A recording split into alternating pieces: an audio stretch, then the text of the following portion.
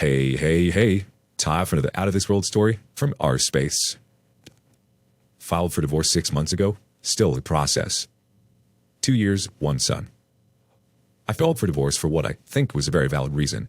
I found proof to think that my wife was planning to be, or was very interested, in becoming a sugar baby prostitute. I found one profile with her picture and information on it. Her initial reaction to the divorce was to laugh, as she said it was not a problem. After reading that I accused her on being a prostitute and was looking for full custody, she was upset, of course. We were in the process of moving states. When we got to the new one, we lived separately and I kept my son. I had a feeling she would make a new profile here, and so I created a fake one. I found her profile, with privacy pics only available after she agrees to show them. It was her. We started talking and agreed to money on 2 weekly encounters and gave her an address to meet up. It was the same day time she was supposed to see our son. She canceled on her son, and then I canceled on a fake meeting. I moved it to the same weekend. I saw her driving to the address I gave her and ended the conversation with, "Get a life, you bleep." She then sent me a text saying it was a prank as she knew it was me all along. However, there was never any indication of this being a prank and she was never acting in a joking manner. Sent selfies in the convo, made claims that she wasn't perfect and that she was down for most sexual things. I believe she stopped pursuing this and decided to actually work for a living. Waitressing, bartending, etc. 5 to 6 months have passed by. I'm guessing she is realizing life as a single mom isn't that nice. She starts texting me and telling me how much she misses me and loves me, how we should get back together, etc. There's a lot more to it, but those are the major facts. Since plenty of time has passed, I feel less hurt and don't give much importance to what she did. I feel more inclined to get back with her than to finish the divorce.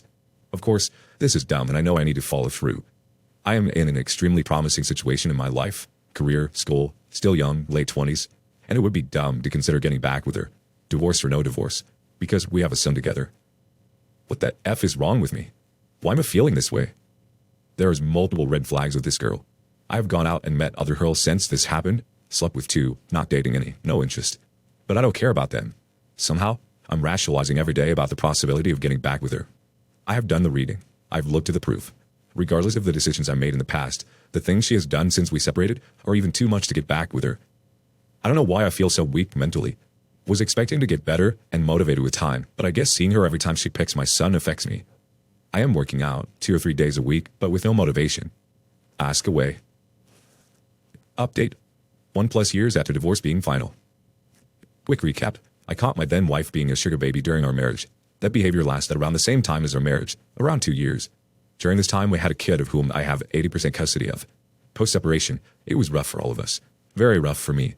We tried working things out, but I wasn't into it as I used to be. Post-separation, pre-final divorce, she was already dating, seeing other people. Tried to move on while telling me she wanted to work things out. They didn't. So we finalized divorce, January of 2020. 2021 update. STD, I had stayed pretty clear from her. No contact as much as possible and only talking about her child. Valentine's Day. I was with my son and he was already sleeping. I get a text from the ex late at night asking if she can come over because she doesn't feel good in her head. I let her. Long story short, we sleep together, and a week later, I have symptoms of my first ever STD. Go to the doctor, and it was gonorrhea. I'm not mad at her, but myself. I let her know because I know women can confuse them with UTIs. Claims over the phone, that's impossible.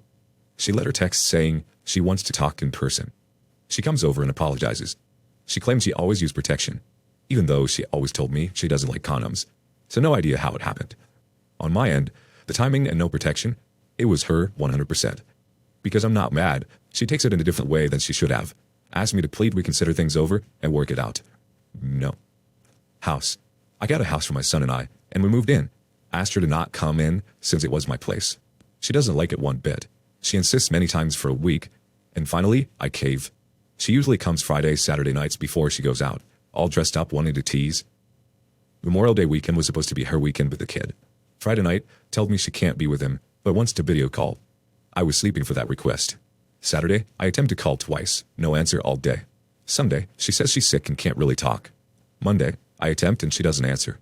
3 hours later, she calls and video talks with her son. Mondays are hers, but she's still sick. That afternoon, I go get some food, about an hour from her, while she's sick. When she said she was sick, I offered help and she said XXX was helping. XXX's husband doesn't live near there. I don't know how or why I run into him, and I only met him once over a year ago because of X being there with a kid.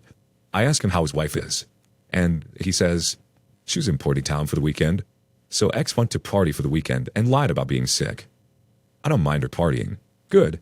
But when it affects my son and I lie to him, it sucks. I don't want the covering for her to become the norm. It also pisses me off. I was feeling bad for her and taking time out of my day to video call so that she could talk to her son. So I decided to no video call and 100% no contact and no more friendliness. Lying is just too much and I'm fed up. Only took 4 years. My first reaction comes from fragrant spray. It sounds like you're still learning that allowing her any more access to your life than absolutely necessary always turns out bad. Look into a parenting app. Have all communication recorded on text. No more stop-ins to your house. She can keep her clap-ridden butt on the curb where she belongs. Deleted user says, ex-wife gave you gonorrhea. I would contact the solicitor, lawyer, and sue the hell out of her. No, your ex-wife was not confused with a UTI. She knew what she was doing. Stop letting her into your house. If she wants to meet your son, then she can arrange a day out with him. Continue to maintain no contact with her unless it is regarding your child. This will stop the lies you had to invent for your child. Next comment from Clitaway 4002. The post and your comments shows you still haven't moved on. You're too nice, and she knows how to keep you forever in that position of one leg in, one leg out. If you ever get a partner, I pity that person because your ex is still a significant part of your life. She gets you to cave to anything she wants. She gets sex from you. She comes and goes to your house when she wants, changes plans as she likes. She lies to you, and you can't see it, and you're even defending her. She's still a used part of your life, and it's concerning. You should change that. Moving on to the 2-year update. The better I, male, get, the less she wants to stay away. You can see my post history for some recaps, although I'll post a summary of mostly everything here. I do want to start with my personal progress since the divorce. Progress. Family. My son is bigger than ever, and we wrestle almost every day. School complained about him wanting to wrestle with other kids in school and winning every time. I love every second I get with him. I got a house as well, and so we're living in our first house we owned ever. Professional. Have increased my salary substantially and starting a new job soon. Pay should almost double due to the type of pay. Education.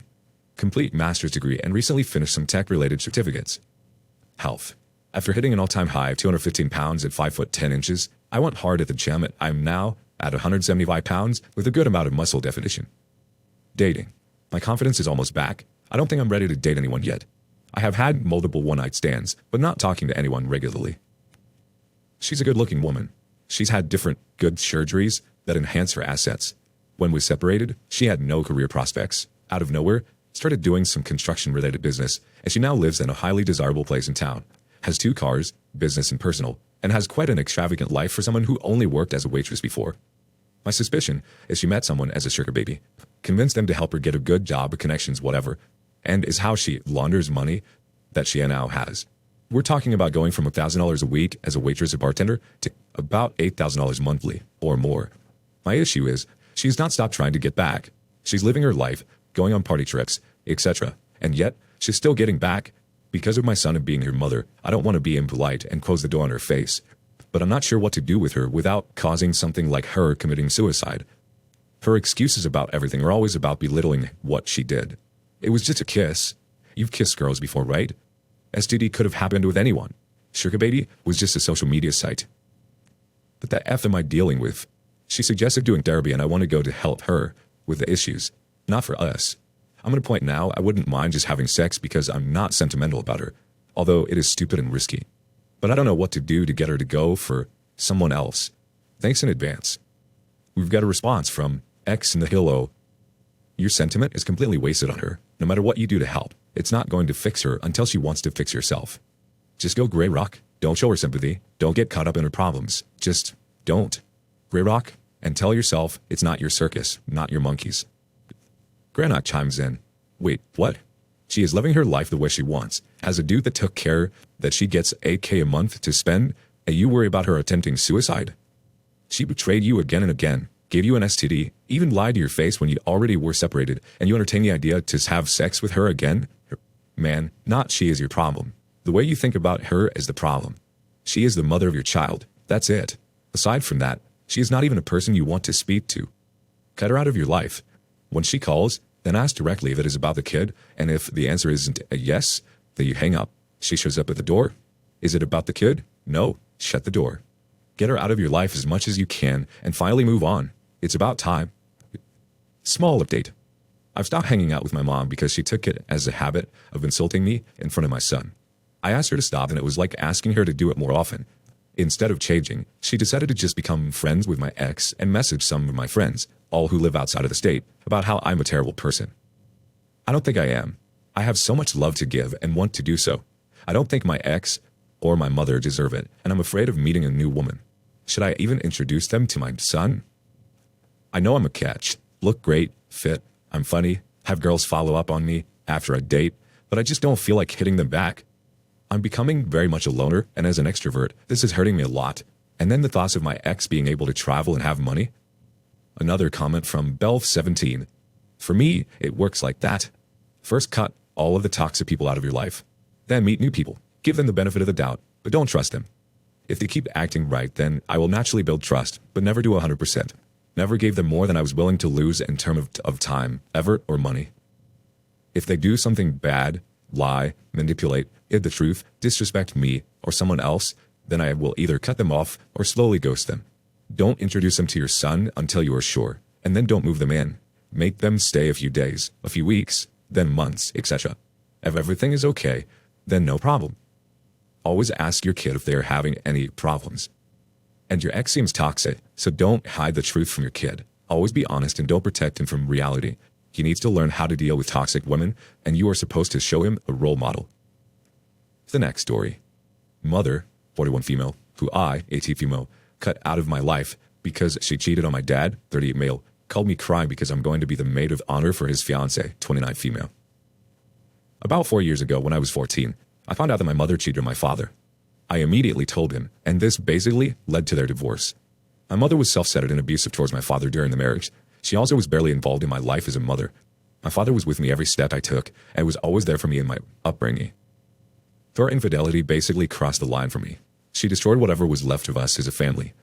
I didn't want her in my life anymore. My father was granted full custody by my request in the divorce. I pretty much cut my mother out of my life, and apart from some texting, she isn't involved in my life, and that's how I want it to be. About a year after my parents separated, my father met his current fiancée. I was fully supportive of this relationship because it was great to see my father happy with someone who cared just as much about him as he does about her. For the past 3 years, my dad's fiancée pretty much grew to be my best friend. She's been involved, supportive, and helped me so much from the start. She's been able to support me in different ways than my father that have helped me greatly. She has definitely been my female role model in my life, and I can say that I have true love for her. She and my father are having their wedding this summer. She asked me to be her maid of honor, and I love it. But out of nowhere, my mother found out about this. I still have low contact with my mother, but we do text a bit. I did not tell her anything about this, but somehow she found out. She called me crying, saying that it would break her heart if I were to be the maid of honor at their wedding. She went on a rant that she'll always remain my mother and that nothing is going to change about that. I just told her that I didn't know what to answer. I 100% support my dad's fiancée and want to be her maid of honor. I want to make it clear to my mother that she has no say in what I do, but I don't really know how to go about this.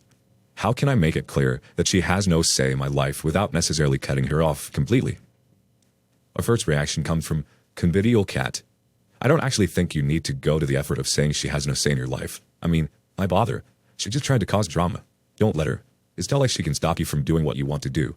If she brings it up again, just tell her you've already promised and don't break your promises. Enough said. I hope the wedding is wonderful. Next comment from Bunawet13. You don't need to explain it to her at all if you don't want to. It's your life, and it's your choice. You being a maid of honor in your father's wedding and her being your mother have absolutely nothing to do with each other. Next comment from Sweaty Assassin 147. X has become an important part of my life over the last 7 years. She was there for me, supported me, etc. There's enough room in my life for both of you. The relationship I have with you depends on what you do, not my relationship with her.